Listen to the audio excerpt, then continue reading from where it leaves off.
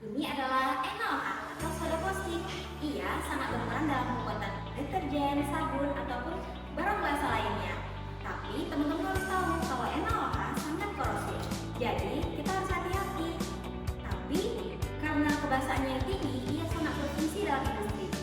Untuk itu kita harus tahu gimana cara proses pembuatan NaOH. Saya Latu Asawa akan bantu jelasin ke kamu gimana cara pembuatan proses NaOH. Yuk ikutin aku. Nah, NaOH atau natrium hidroksida itu bentuknya kristal putih dan juga ia sangat bersifat higroskopis atau suka menyerap air. Nah, NaOH memiliki pH yang sangat tinggi. Dengan pH yang sangat tinggi ini, ia berfungsi dengan banyak kegunaannya. Yang pertama, dapat menjadi pembuatan sabun deterjen, pengolahan minyak goreng, industri pabean kertas, bahkan pengolahan air minum. Jadi teman-teman, semua yang di sekitar kita ini sebenarnya ada NaOH-nya. Nah, gimana sih cara pembuatannya? Yuk! Ada 3 metode produksi NaOH. Yang pertama, metode diafragma, yang mana metode diafragma menggunakan asbes dalam pembuatannya. Tapi, limbah asbes sangat berbahaya terhadap lingkungan. Jadi, ini tidak efisien dalam pembuatan produksi NaOH. Dan juga, metode diafragma hanya menghasilkan 10-12% NaOH. Jadi, masih banyak garamnya. Nah, yang kedua adalah metode merkuri, yang mana metode merkuri adalah metode yang paling toksik karena menggunakan merkuri dalam pembuatannya. Walaupun hasilnya 50% NaOH, tapi metode ini sudah ditinggalkan sejak dahulu kala. Nah, yang kali ini kita akan bahas di video bareng-bareng adalah metode yang paling efisien, yang paling ramah lingkungan, dan yang paling bagus, yaitu metode membran. Jadi, penasaran kan metode ini gimana dan gimana cara proses pembuatannya? Yuk ikutin aku! Nah, ini dia skema sel elektrolisis membran. Nah, kelihatannya emang rumit ya, tapi tenang aja, kita bakal jelasin step by step. Step pertama yang kita perlukan adalah umpannya. Nah, umpan yang digunakan dalam sel elektrolisis ini adalah NaCl pekat atau yang biasa kita sebut dengan membran. Lalu kita akan lanjut ke step kedua. Nah, di anoda terjadi reaksi oksidasi, di mana ion klorida melepaskan elektron sehingga menghasilkan gas klorin. Gas klorin ini akan menguap dan keluar lewat atas, yang mana gas klorin merupakan produk samping yang sangat berharga. Ia bisa berguna sebagai PVC, bleaching, ataupun disinfektan. Nah, selanjutnya adalah step ketiga. Masih penasaran kan? Yuk, step ketiga adalah selanjutnya adalah pintu kuncinya, yaitu ada ion exchange membran, yang mana di tengah-tengah ada ion exchange membran yang berfungsi sebagai pintu VIP untuk Na+, yang mana ia bersifat unik, yaitu hanya ion Na+ yang bisa lewat. Ion Cl-, OH-, bahkan air bebas tidak bisa masuk lewat ion membran.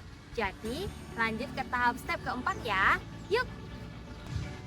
Nah, selanjutnya adalah di katoda terjadi reaksi reduksi, yang mana di katoda dimasukkan air murni atau H2O. Air murni ini akan direduksi menjadi gas hidrogen dan juga ion OH, yang mana ketika teman-teman bisa lihat kalau misalnya ada Na+ yang lewat dari membran. Na+ yang lewat dari membran akan bertemu dengan ion OH- setelah air murni direduksi tadi. Jadi, ion OH- dan juga natrium dari membran akan bertemu dan membentuk NaOH. Nah, teman-teman tahu nggak apa? Nah, teman-teman udah lihat ya, Na+ dan juga OH- akan bertemu sehingga membentuk NaOH. Dari reaksi ini terjadi reduksi dan juga oksidasi yang menghasilkan NaOH yang berkualitas 30-33% NaOH. Jadi, udah sedikit garamnya. Nah, pada sel membran ini lebih baik daripada diafragma karena lebih menghasilkan 30-33%, berbeda dengan diafragma yaitu 10-12% saja. Nah, fun fact buat teman-teman semua, kalau misalnya brand yang sudah kita gunakan tadi adalah keluaran dari brand yang sudah kita gunakan adalah Diplat brand, yang mana Diplat brand ini bisa diolah ataupun diproses kembali dan boleh dibuang ke lingkungan. Jadi tidak ada limbah berbahaya yang dibuang ke lingkungan pada proses ini.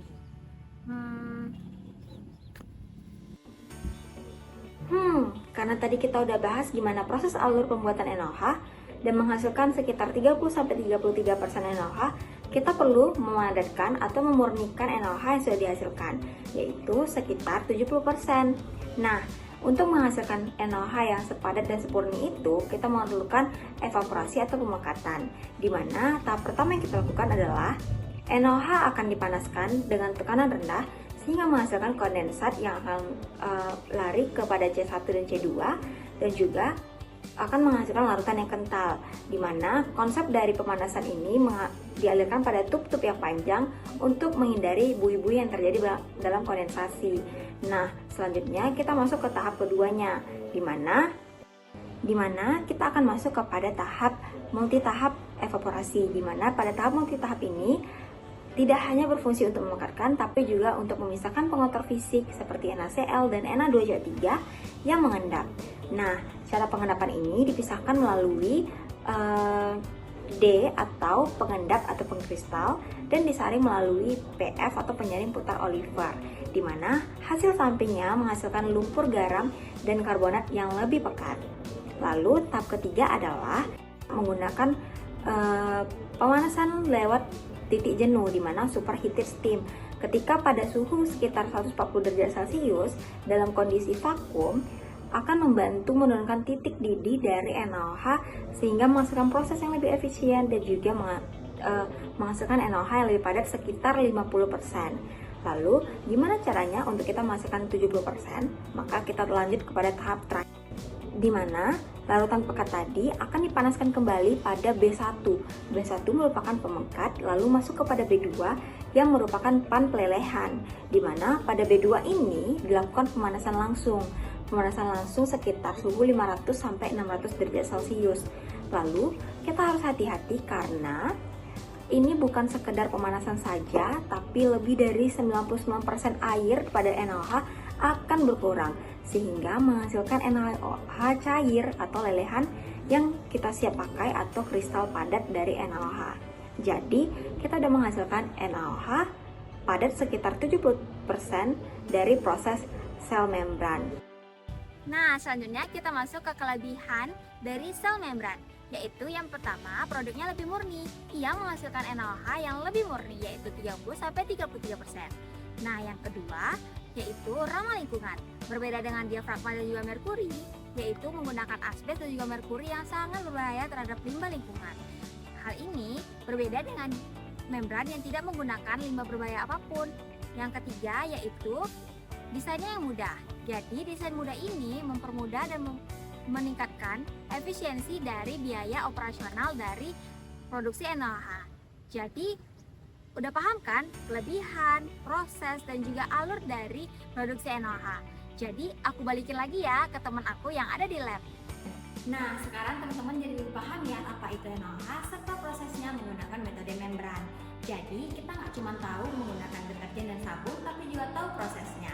Semoga pembelajaran ini bisa menambah wawasan teman-teman semua, dan sampai jumpa di lain kesempatan ya. See you!